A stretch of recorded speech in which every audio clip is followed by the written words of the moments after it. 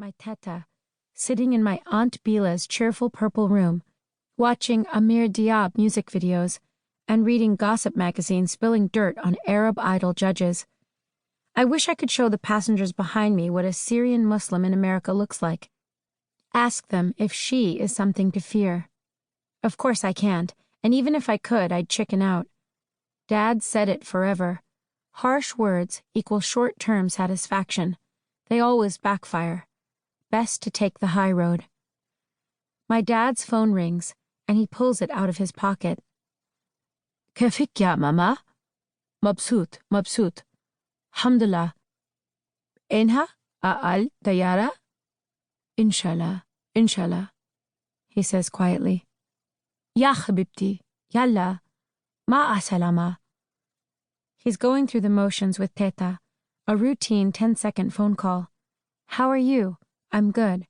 We made it on the plane safely, thank God. I'll let you know when we've landed, God willing. Love you. Okay, gotta go. But the man next to him is now glaring at my father. My dad keeps his head down, his gaze neutral. Things have become so charged, so ugly. He shouldn't have taken the call. The man stands up abruptly. Excuse me. He steps over Dad. I lean forward in my cramped seat, watching him walk up the aisle to the galley. He talks to the flight attendant, who looks our way. He seems agitated, his arms gesticulating. Her face hardens. Dad, I say. Before I can say more, the flight attendant is standing in front of my father. Sir, is there a problem? My father looks up at her, blinking several times. No, ma'am. No problem. We've had complaints about you, she says. Complaints? I say. The venom in my voice surprises me. Or just one from that guy. I nod toward the man, still standing in the galley. Allie, my father says, voice low. He shakes his head, almost imperceptibly. The flight attendant appraises me, her brow knitted. I can't tell if she's irritated or confused. She turns back to my father. Passengers have expressed concern.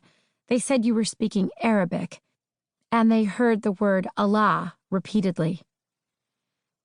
Allah is a really common word in Arabic, ma'am, I say.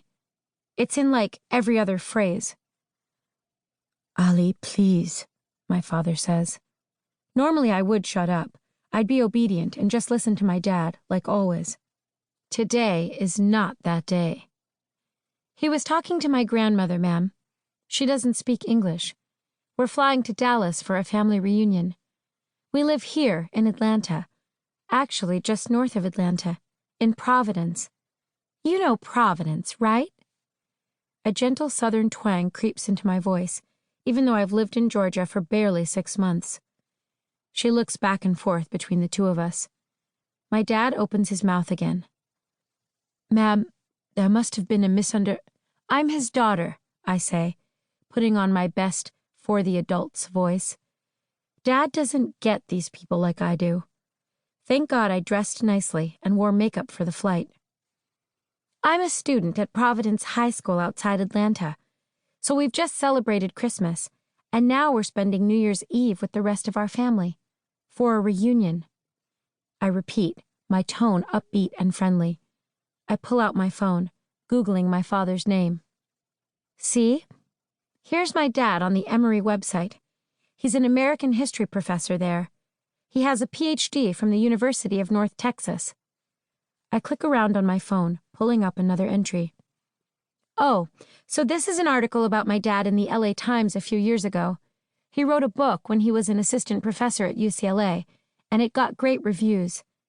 Here's another one, when he was an associate professor at Northwestern. I put my hand gently on my mother's arm. She tucks her blonde hair behind an ear, looking concerned. This is my mom, Elizabeth. She's a psychologist affiliated with Grady Memorial. We're American. We're all American. This is so not me, speaking up, but I have to. It's my dad. Listing my parents' resumes seems to mollify the flight attendant, but Dad's seatmate is still in the